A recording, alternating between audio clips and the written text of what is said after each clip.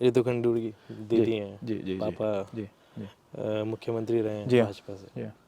तो लोगों में एक सवाल तो आता ही होगा, लोग पूछते भी होंगे कई बार जब राजनीतिक इंटरेक्शन होता होगा कि दीदी भाजपा में, पापा भाजपा से जो है मुख्यमंत्री रहे हैं, दीदी अभी विधानसभा अध्यक्ष हैं, कि ये एक विचार भी आता होगा, ये लोग कहते होंगे कि कांग्रेस कहीं नहीं जीत रही है। तो क्या लगता है कि एहसास होता है कि पार्टी को चेंज करना चाहिए? नहीं, देखिए ऐसा है कि जो पार्टी को, मैं कांग्रेस में चुनाव लड़ने या चुनाव जीतने के लिए नहीं आया हूँ। मतलब महत्वाकांक्षा मेरी भी है, ऐसा नहीं है। I have ambitions. अच्छा, ये मान लीजिए कभी ऐसा समीकरण बदले, मतलब बने ऐसा, जी जी जी कहता नहीं हूँ कि मैं ऐसा होगा जी जी कि रितु दीदी के सामने चुनाव लड़ना पड़ गया, तो उस वक्त क्या सोचेगा? 2024 के जो चुनाव है लोकसभा, वो बिल्कुल नज़दीक है, जी हाँ ज़्यादा वक्त अब बचा ही नहीं जी होगा। हाँ जी हाँ तो क्या तैयारियां हैं थोड़ी जी हाँ जी संसदीय हाँ, सीट से? उसमें मैं तैयारी कर रहा हूँ। और नमस्कार, आपका स्वागत है। मैं हूं आपके साथ नवाब चौधरी, और इस वक्त मेरे साथ है मनीष खंडूरी, जो कि पूर्व मुख्यमंत्री वीसी खंडूरी जी के बेटे हैं और लोकसभा का चुनाव लड़ चुके हैं पौड़ी सीट से। खंडूरी जी, आपका बहुत बहुत स्वागत है। धन्यवाद, नमस्कार। अ, आज आपसे मुलाकात करने का सबसे पहली बात तो रीज़न ये है कि जो भारत जोड़ो यात्रा है, उसमें आप शुरू से लेकर कन्याकुमारी से लेकर जो है कश्मीर तक पहुँचे, जी पूरी यात्रा की। जी इस इस दौरान अलग कल्चर मिला, अलग भाषा मिली, बिल्कुल अलग स्टेट। तो किस तरह का ये पूरा अनुभव रहा आपका? मैं सबसे पहले आपको बधाई देना चाहता हूँ, शुभकामनाएं देना चाहता हूँ कि आपने अपना चैनल का जो लॉन्च किया है, तो मेरी शुभकामनाएं हैं। मैं ऊपर वाले से यही आशा पूजा करता हूँ, चाहता हूँ कि आप कामयाब रहें और जो आपको जो सच्चाई दिखती है एक मीडिया के माध्यम से, वो दर्शाएं। Thank you. चाहे वो किसी के खिलाफ हो या किसी के साथ हो।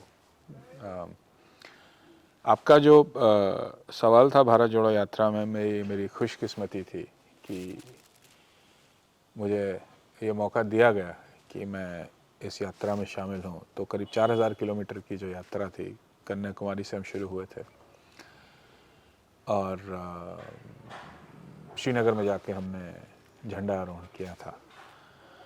इस यात्रा के दौरान 12 राज्यों से गए, 2 यूनियन टेरिटरीज थी। तो ये एक अलग ही तजुर्बा था, क्योंकि हिंदुस्तान में जो यूनिटी इन डाइवर्सिटी जो कहते हैं, तो अलग अलग चीज़ें देखने को मिली, अलग अलग कल्चर्स देखने को मिले, अलग अलग भाषाएं के साथ, अलग अलग भाषाओं के साथ अलग अलग नाच नृत्य जैसे कल्चर हो गए, संस्कृति हो गई, अलग अलग संस्कृति थी। लोगों के कपड़े पहनने का तरीका अलग था, लोगों का खाना अलग था। जैसे जब हम साउथ में थे तो ज़्यादा उनका चावल या मैदे का प्रयोग होता है वहाँ पे, और जैसे जैसे जैसे ऊपर आते रहे तो आटा जो गेहूं का होता है, महाराष्ट्र में आते आते तो बहुत बदलाव था, हर एक चीज़ में अंतर था। पर ये देखने को भी मिला, अलग अलग जातियाँ देखी, अलग अलग मज़हब के लोगों से मुलाकात हुई। जिस जिस चीज़ को या जिस जिस जिस जिस एक आइडेंटिटी है जिसको आप हिंदुस्तानी कहते हैं, इंडियन कहते हैं, वो बरकरार है। लोग इस देश में विश्वास करते हैं। पर हमने ये भी देखा, काफ़ी कुछ देखने को मिला। हमने ये भी देखा कि अब समाज में जो दरारें पड़ रही हैं वो बढ़ती जा रही हैं। तो भारत जोड़ो यात्रा का मतलब है, ये सवाल पूछा गया था क्या जोड़ रहे हैं आप जी। तो जो टूटा हुआ वो सिर्फ ऐसा नहीं होता है कि कोई ज़मीन टूटी हुई है या आपकी कुर्सी टूट गई है। एक मानसिकता भी होती है, एक विश्वास भी होता है, परसेप्शन होता है। तो उस देश का जो परसेप्शन कह लीजिए या फिर एक समाज का परसेप्शन कह लीजिए, वहाँ दरारें पड़ी हैं। और उसका यहीं उत्तराखंड में सबसे बड़ा सबूत तो यही होगा कि जिस तरह से ये हमारे जो युवा थे जो देहरादून में बैठ के प्रदर्शन कर रहे थे और शांतिपूर्वक कर रहे थे, उन पे जो प्रहार कह लीजिए, आक्रमण कह लीजिए किया गया, स्टेट स्पॉन्सर्ड कह लीजिए, जो राज्य ने खुद किया था, वो इसका सबूत है कि दरारें पड़ चुकी हैं। तो भारत जोड़ो यात्रा की बहुत ज़रूरत है। अब बेरोज़गारी की हमने हर जगह देखा, हर जगह ये परेशानी है। आप केरला चले जाइए, महाराष्ट्र चले जाइए, आप मध्य प्रदेश चले जाइए, जी हरियाणा चले जाइए, पंजाब चले जाइए, तो बेरोज़गारी की सबसे बड़ी है युवाओं में परेशानी है। तो एक तो ये है, पर दूसरा जो अब समाज में, जो राज्य में, जो एडमिनिस्ट्रेशन में जो परसेप्शन हो गया है कि स्टेट स्पॉन्सर्ड गुंडागर्दी कहूँगा मैं, हमने देहरादून में देखी थी, तो इसलिए भारत जोड़ो की बहुत ज़रूरत है। और इसमें जो हमको सीखने को मिला वही लेकर अब एक हाथ से हाथ जोड़ो अभियान शुरू किया है उत्तराखंड में। और मैं ये आपको बता रहा हूँ कि ये राजनीतिक प्रयास तो है, बट एक सामाजिक प्रयास भी है, और क्योंकि ये सामाजिक प्रयास है, इसमें कोई आसान कार्य नहीं और समय भी लगेगा इसको पूरा करने में। तो अभी हाथ से हाथ जोड़ो कार्यक्रम, मतलब हाथ से हाथ जोड़ो जो था वो कार्यक्रम शुरू हुआ है वो, और भारत जोड़ो यात्रा अभी ख़त्म हुई, तो अभी जैसे अंग्रेजी में कहते हैं अर्ली डेज में अभी शुरुआत हुई, देखते हैं अभी क्या होता है। अच्छा, एक चीज़ हमने देखी अभी तक राहुल गांधी के साथ कि जो उनकी जो इमेज जो बनी है, कहीं ना कहीं एक नेगेटिव इमेज बनाई गई या जिस तरह से वो चीज़ें प्रोजेक्ट की गई, इस चीज़ को खुद राहुल गांधी भी कहते हैं कि एक जो उनकी इमेज है वो बिगाड़ी गई जी, चाहे वो मीडिया के माध्यम से या सोशल मीडिया के माध्यम से। तो क्या लगता है कि जितने टाइम आप रहे हैं उनके साथ, आपने किस तरह का राहुल गांधी देखा है इस पूरी यात्रा में? क्योंकि आपने बहुत करीब से मेरे ख्याल से राहुल गांधी को देखा होगा।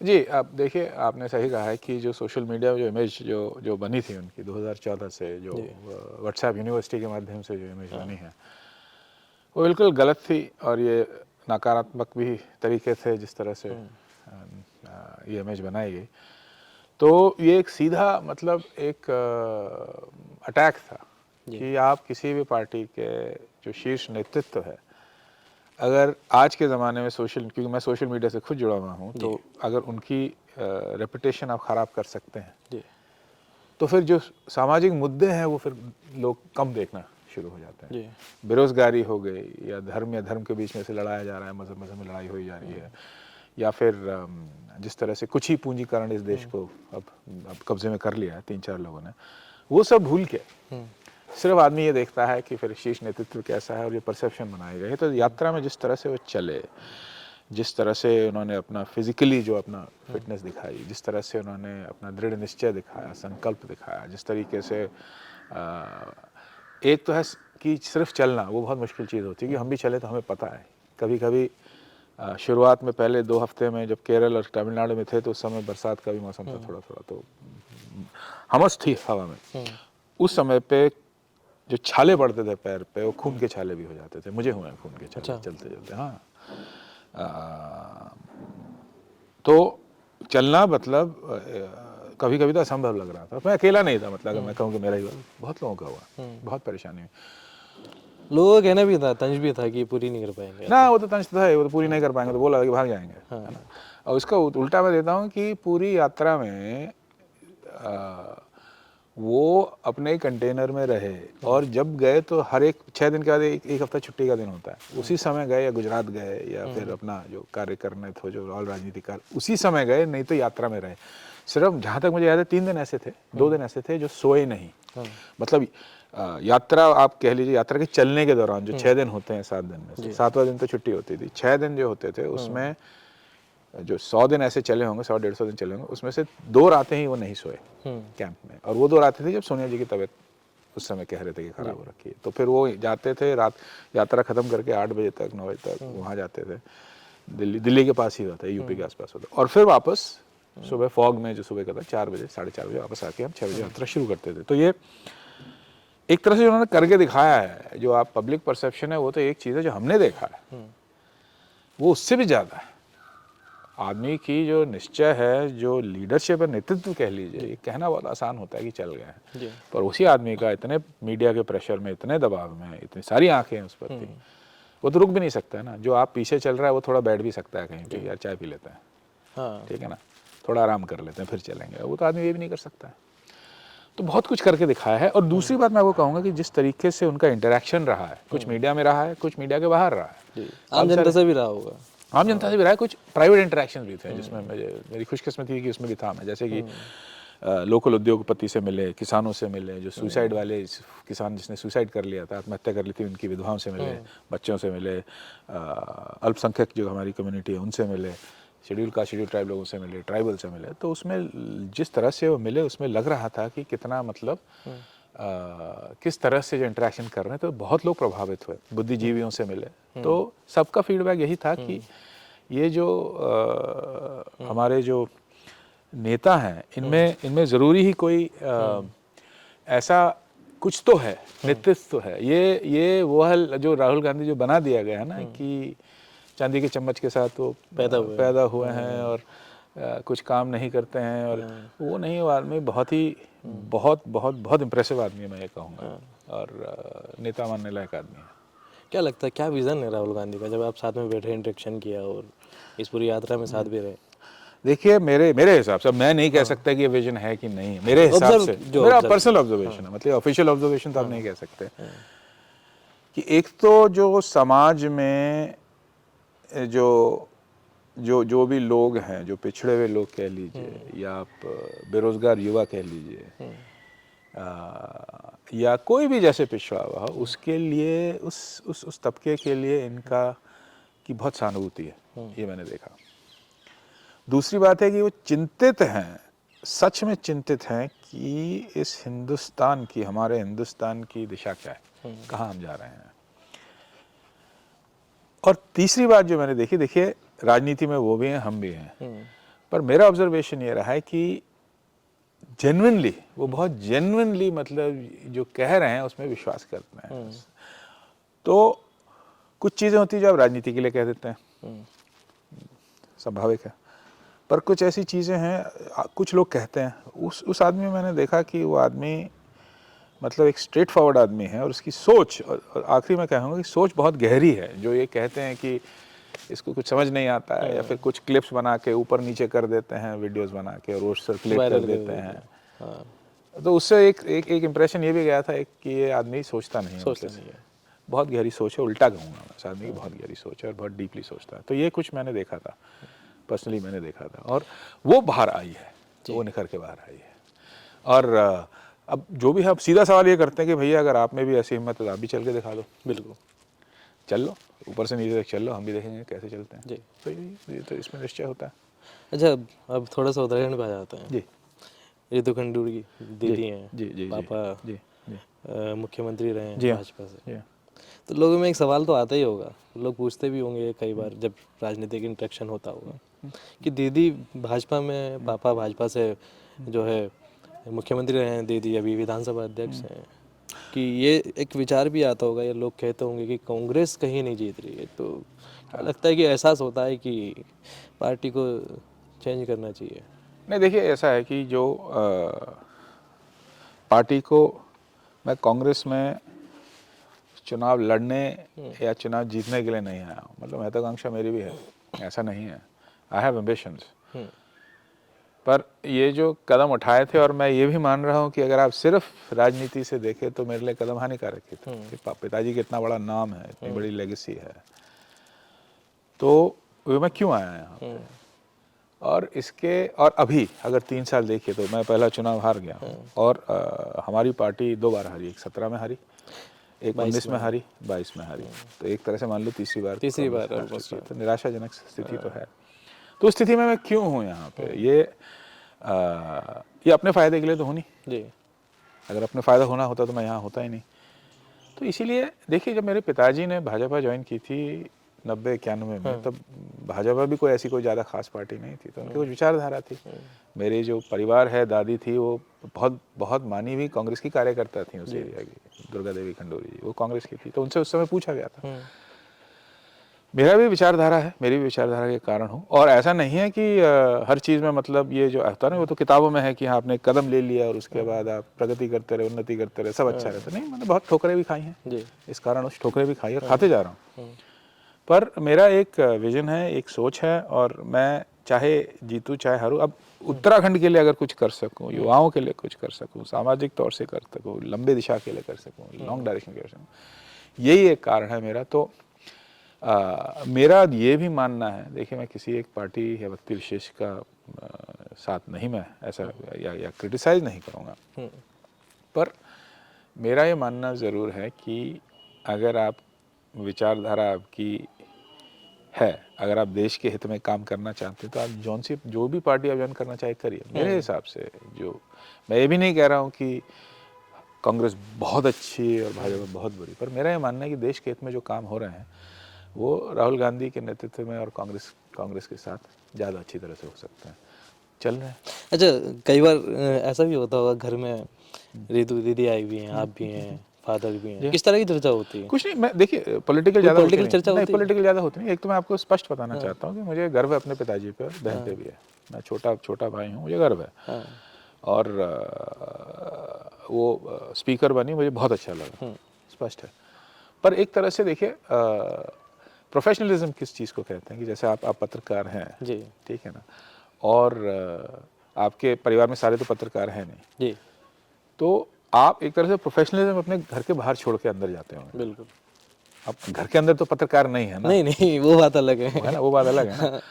तो इसीलिए मैं घर में जब आता हूँ तो ऐसा कोई वो नहीं है कि मैं घर के अंदर भी झगड़ा हो रहा है या हमारा ये नहीं नहीं, है। झगड़ा नहीं, एक चर्चा होती चर्चा है। तो ऐसी ज़्यादा कुछ खास नहीं होती है, इतनी ज़्यादा पर्सनली होती है। अब वो भी बहुत मतलब उनका भी, मैं भी 6 महीने भारत जोड़ो यात्रा मेरा घर भी कम आया।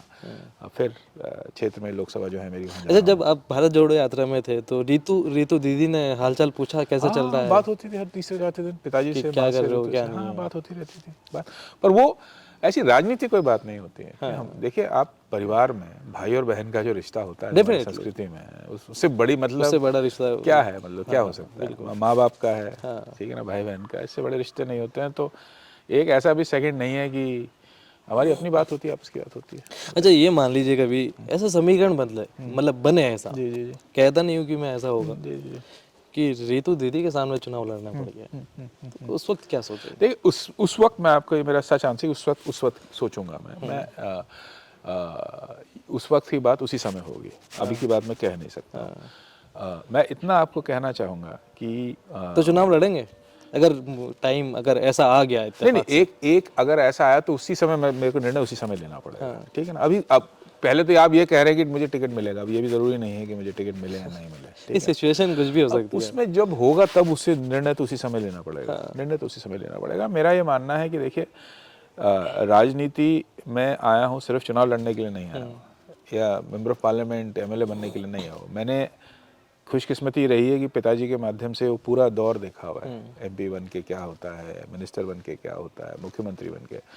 तो मुझ में ऐसा ही कोई ये नहीं है, स्वार्थ नहीं है कि मैं भी बन जाऊँ, ठीक है ना। मेरा उद्देश्य कुछ और था, हमेशा कुछ और था कि इस माध्यम से अगर कुछ लोगों का भला हो सके तो वही उद्देश्य मेरा रहा है। तो इससे ज़्यादा वो जब होगा तब देखेंगे उसमें क्या है। अच्छा, 2024 के जो चुनाव है लोकसभा, वो बिल्कुल नज़दीक है। जी हाँ, ज़्यादा वक्त अब बचा ही नहीं होगा। जी हाँ।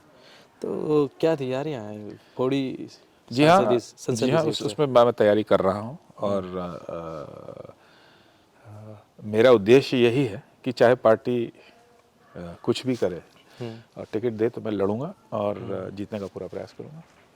क्या लगता है कि विज़न क्या है मनीष खंडूड़ी का? मेरे अच्छा सवाल है। एक तो देखिए क्योंकि पता क्या है, एक्चुअल में एक तो होता है बातों को बनाना, एक सच में जो विज़न होता है। नहीं विजन देखिए ऐसा नहीं, वही है ना आप मेरा, क्योंकि नेताओं की जो सबसे ज़्यादा चीज़ें रहती है ना, वो बातें बनाना, लच्छेदार बातें बोलना। समझ रहा हूँ। देखिए मेरा ये मानना है कि एमएलए एमपी बन के कुछ होता नहीं है, वो देख लिया मैंने। मतलब ये मैंने राजनीति में देखा है कि कोई कहता है मैं एमएलए बन जाऊं, फिर उसका एमएलए बनने के बाद फिर परेशानियां होती हैं, एमपी बन जाऊं उसके बाद फिर कहता है मिनिस्टर बन जाऊं, फिर कहता है। तो ये अपनी जो महत्वाकांक्षा है ना आदमी की कभी खत्म नहीं होती, और स्पेशली राजनीति में आदमी की महत्वाकांक्षा कभी नहीं खत्म होती, ये मैंने खुद देखा हुआ है। तो पिताजी से मैंने ये सीखा था। अब ये कुछ ऐसे लोग हैं जिनकी महत्वाकांक्षा मैंने देखी नहीं, क्योंकि मेरे पिताजी ने वॉलंटरी रिटायरमेंट लिया, मतलब ऐसे छोड़ दिया, खुद ही राजनीति छोड़ता नहीं है कोई, ऐसे लगे रहते हैं लोग। तो मेरा जो विजन है देखिए, उसमें एक तो ये होता है कि आप सबसे पहले इस देश की जो दिशा है क्या है, ये जो हमने 1947 में जो आज़ादी लड़ी थी, और जो भी नेता थे हमारे, नेहरू जी, गांधी जी, उसके बाद फिर पटेल जी, सरदार वल्लभ भाई पटेल, तो वो जो नींव जो डाली थी, देखिए संविधान क्या है, संविधान एक कागज का टुकड़ा नहीं है, ठीक है ना, जीता जागता उदाहरण है। और संविधान का मतलब है किस तरह से, जो इससे पहले हमारे राजा महाराजा रहते थे, उसके बाद जो संविधान हुआ, संविधान एक जीता जाता उदाहरण है किस तरह से जो पावर है वो राजा महाराजाओं से आम आदमी तक आए। तो मेरा ये मानना है कि इस प्रोसेस में, इस जो ये दरिया चल रही है उसमें मैं शामिल हूँ, और भारत कहाँ जाएगा अगले 5 साल में, 10 साल में, 15 साल में, उसमें मैं कुछ हिस्सा भी ले सकूँ, चाहे वो जीतूँ चाहे हारूँ चुनाव में। और जो हमारी परिस्थितियाँ अब है ना, जिस तरह ये देश जा रहा है, जिस तरह से मज़हब को मज़हब से लड़ाया जा रहा है, जिस तरह से दरारें पड़ रही हैं, तो मैं ये नहीं चाहता कि 15-20 साल में कोई मुझसे पूछे कि आपने क्या किया इस देश के लिए, और मैं कहूँ कि मैं घर पे बैठा हुआ था और अपनी निजी फ़ायदा सोच रहा था। ये पर इसमें दो राय नहीं, अपना निजी फ़ायदा भी सोचता हूँ, महत्वाकांक्षी भी बहुत हूँ, पर उसकी भी एक सीमा होती है। तो मेरा हमेशा ये मानना है कि अगर मेरी महत्वाकांक्षा यहाँ है तो मेरी देश के लिए महत्वाकांक्षा थोड़ी ऊपर ही है। मतलब ऐसा नहीं कह रहा, मैं नहीं कह रहा कि इतना फर्क है, यहाँ है तो पहले देश के बारे में। तो मेरा ये मानना है, गलत है सही है, कि देश के लिए जो भी कर सकते हो यही है। बाकी घर पे रहना होता तो फिर घर पे ही रह लेते, ऐसा कोई मतलब मुझे ईश्वर की कृपा से खुद मैंने अमेरिका में काम कर रखा है, तो ऐसी कोई परेशानी नहीं है। तो एक चीज़ जो आपने अपने पिताजी के राजनीतिक सफ़र से सीखी हो कि हाँ ये चीज़ मुझे सीखनी चाहिए, आगे काम आएगी पॉलिटिक्स में, आप, हाँ ये देखिए, मैंने ये सीखा है कि अब वो दूसरा है और मैं दूसरा आदमी, मतलब हाँ नहीं, मैं बन नहीं सकता उनकी तरह। डेफिनेटली नहीं बन सकते। जहाँ तक हो सके सीधा ही बोल दो, जहाँ तक हो सके। वो तो बहुत ज़्यादा सीधा बोलते थे, शायद मैं इतना सीधा नहीं बोलता हूँ, हाँ ठीक है ना, पर जहाँ तक, ये सबसे बड़ी चीज़ मैंने देखी। अच्छा, मैंने नोटिस किया एक चेहरा, जो आपका चेहरा है बहुत शांत प्रवृत्ति का है। अगर आज क्या कोई योगा वगैरह नहीं, मैं शांत नहीं हूँ। अच्छा मैं शांत नहीं हूँ, मेरा उल्टा है। आपने शांत सोचा है, पर मेरा बड़ा मतलब गुस्सा बहुत जल्दी आता है, मुझे उसको कंट्रोल करना पड़ता है। तो आपको लग रहा है शांत है नहीं शांत। उत्तराखंड में किस तरह देखते हैं आप कांग्रेस का भविष्य? क्योंकि अगर देखा जाए तो क्या जो बुजुर्गों के हाथ में डोर है वो छीन लेनी चाहिए यार? नहीं ऐसा देखिए, छीनना मतलब वो ज़्यादा हो गया कि उन्हें थोड़ा सा बताया जाए कि अब नहीं देखिए ऐसा, ये तो नेचुरल है। ये जो भी होगा, ये तो मतलब जब से राजनीति हुई है वो 100 साल पहले से ही लोग मतलब ये कह रहे हो कि बूढ़े लोगों को आगे ले जाओ और जवान, तो ऐसा कुछ नहीं है। मैं ये मानना है कि आपको जो भी नेता हो, you have to be in touch with youth. आपको युवा और युवतियों के साथ, जो भी हमारी पॉपुलेशन है वो बड़ी जवान पॉपुलेशन है और होती जाएगी, ये अगले 20-30 साल तक चलेगा। तो अगर आपको राजनीति करनी है तो आपको उनको बात समझना पड़ेगा, उनके बीच बैठना पड़ेगा, उनसे मजाक करना पड़ेगा, उनको प्रवचन नहीं, क्योंकि ये जनरेशन चेंज हो चुकी है, सोशल मीडिया में देखता हूँ। बिल्कुल ठीक है ना, आप 20 साल 25 साल पहले, 30 साल पहले कुछ भी बोल सकते थे और युवा युवतियाँ बच्चे विश्वास कर लेते कि उनको पता ही नहीं था। अब सोशल मीडिया में उनको आपसे ज़्यादा पता है। तो आपके मेथड ऑफ कम्युनिकेशन, आप जिस तरह से बात कर रहे हैं, आप जिस तरह से उनके साथ हैं, वो आपको बदलना पड़ेगा। आप ऊपर की बातें करें और बड़े बड़े भाषण दें, वो अब थोड़ा सा कम हो रहा है, क्योंकि अब ज़माना बहुत बदला हुआ है। अच्छा, एक रिसेंटली एक मामला सामने आया इंसिडेंट, आपने देखा कि बेरोजगार संघ के जो लोग हैं उन्होंने चक्का जाम किया घंटाघर का और इधर गांधी पार्क का। लेकिन उसके बाद के जो हालात देखे, मैं एक चीज़ ये नहीं समझ पाता हूँ कि जब हम अपोजिशन में होते हैं तो हम बहुत बड़े वादे करते हैं, हम युवाओं को साथ में लेके, और हम ये कर देंगे और वो कर देंगे युवाओं के लिए। लेकिन जब हम पार्टी में आते हैं, जब हम पावर में आते हैं, तो हम उन्हीं युवाओं से जिससे हम वादा करते हैं उन पर लठ बरसाते हैं, उनको इस तरह से ट्रीट किया जाता है शायद कि वो अपने ना हो। ठीक, ये जो पूरा इंसिडेंट सामने आया, आपने भी देखा, आपने पढ़ा होगा, तो क्या युवा प्रोटेस्ट करने का हकदार नहीं है? क्या युवा की जो मांग है उसको मांग नहीं सकता? एक छोटी सी, अगर देखा जाए तो एक तिल को ताड़ बना दिया, मतलब एक सीबीआई जांच को इतना बड़ा बना दिया कि इतने सारे मामले हो गए, बच्चों पे 307 लगा दी, जेल में डाल दिया। देखिए, मेरा इसमें ये मानना है कि हमारे जो, देखिए दो चीज़ें होती हैं। एक तो राजनीति में जो भी मैंने देखा है कि हर एक पॉलिटिकल पार्टी, ये राजनीतिक जो दल है, वो वायदे करता है, ठीक है ना, या कांग्रेस हो चाहे बीजेपी हो, और काफ़ी समय ये होता है, काफ़ी बार ये होता है कि वो वायदे की पूर्ति नहीं कर सकते आप। शायद इसलिए क्योंकि आप, सच्चाई जीवन की ये है कि सारे वादे कोई भी पूरा नहीं कर सकता। कुछ वायदे चुनाव जीतने के लिए होते हैं, मैं दोनों में बात कर, या फिर कुछ वायदे ऐसे, आपकी सोच ऐसी होती है कि आप करेंगे पर आप नहीं कर पाते हैं। अब जैसे आप रोजगार की अगर बात करें तो आप स्टेट लेवल पे कुछ कर सकते हैं, पर नेशनल लेवल पे भी एक बहुत बड़ा उसका एक हिस्सा होता है, ठीक है ना, तो शायद आप नहीं कर पाए। उसमें मैं मानता हूं कि दोनों पार्टियां शायद भागीदार हो सकती हैं, इससे हिस्सा है या गलती है, पर मैं ये मानने को तैयार नहीं हूं कि आप अपने ही युवाओं को जो प्रदर्शन कर रहे हैं ऐसी क्रूरता से उन पर वार करें, उन पर अटैक करें, ये मानने के लिए तैयार नहीं। मैं विश्वास करता हूं कि कांग्रेस में ऐसा आज की स्थिति में नहीं होता। ये मैं मानता हूं कि इतना घमंड हो गया है अभिजीत, कितनी बार वो चुनाव जीत चुके हैं। उत्तराखंड के संदर्भ में लीजिए तो तीसरा बार हो गया, मतलब नेशनल हो गया, स्टेट हो गया, स्टेट का तो इतिहास ही कि 2 बार तक कोई पार्टी आई नहीं यहाँ पे। उससे मुझे लगता है कि उनको शायद ये लगता है कि कुछ भी कर सकते हैं, और वो गलत है और उसका विरोध करेंगे। तो ये फर्क ये है, ये यहाँ पे ये बहुत बड़ी चीज है, ये मेरे लिए बहुत बड़ी चीज है कि वायदे से मुकरने में मैं ये नहीं कह रहा हूँ कि वो मुकर गए, मैं ये कह रहा हूँ कि जो युवा हैं, युवतियां हैं, जो आपको याद दिला रहे हैं कि वायदे से नहीं, उनके साथ आप क्या व्यवहार कर रहे हैं, ये बहुत फर्क आ गया। ये घमंड है, इनका नशा हो गया है, और इसका विरोध जरूरी है। ये टारगेटेड जो अटैक करेंगे, लड़कों को उठा लिया, लीडर्स को उठा लिया, ये बहुत मतलब चिंताजनक है। और मैं एक और उदाहरण दूंगा, देखिए अभी यहाँ हमारे यहाँ चमोली में, मेरी लोकसभा में एक काफ़ी लंबा आंदोलन चल रहा था। घाट है इलाका वहाँ चमोली में, तो वहाँ पे रोड का चौड़ीकरण का 10-15 साल से चल रहा था। तो बहुत प्रोटेस्ट किया, कांग्रेस ने भी किया। कांग्रेस के टाइम पे रोड पास हुई थी, फिर नहीं हुई, फिर बीजेपी में किया, तो बहुत प्रोटेस्ट हुआ। उसमें पहली बार महिलाओं को पे लाठीचार्ज हुआ वहाँ पे। पहाड़ के इतिहास में कभी हुआ ही नहीं कि महिला पे लाठ हो गया।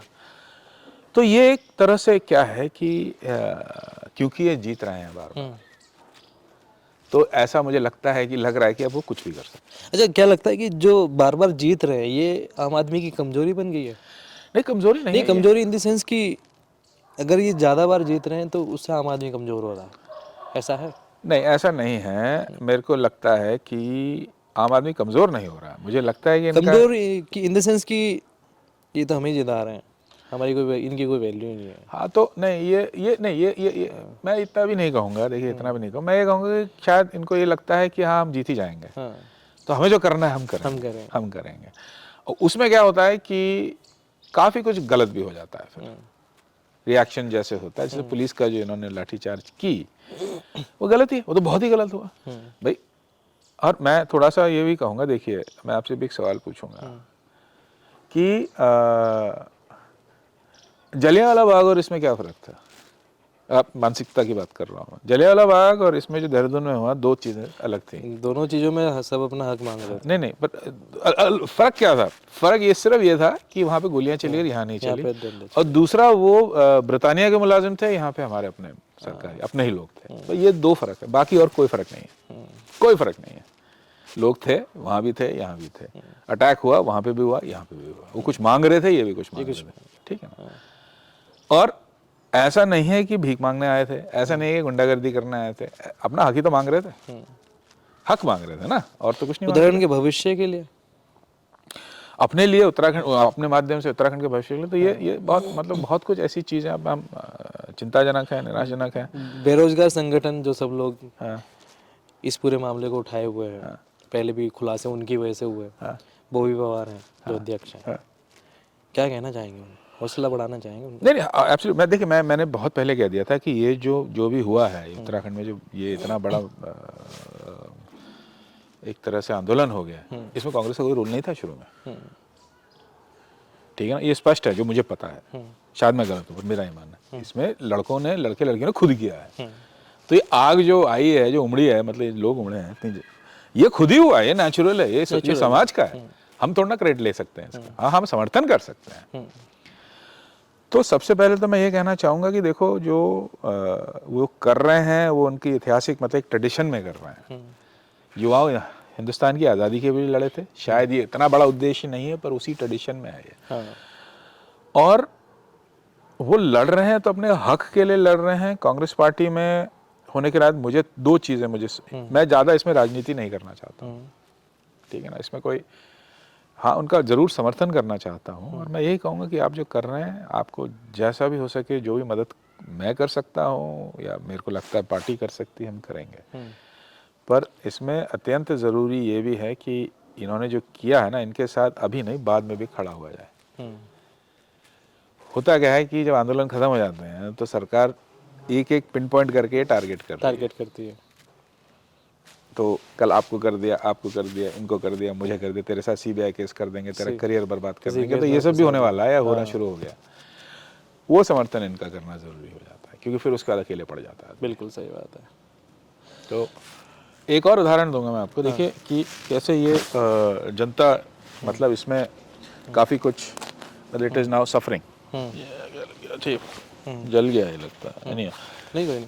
हाँ, तो 108 का आंदोलन हुआ था, बहुत लंबा, एम्बुलेंस वाला, पता नहीं आपको याद है कि नहीं याद है। ये जो अपने एम्बुलेंस वाले थे ना, एम्बुलेंस वाला था अभी पीछे हाँ पीछे हुआ था, 2 साल बेचारे लगे हुए थे। तो उन्होंने वो एम्बुलेंस वाले सिस्टम ही ख़त्म कर दिया।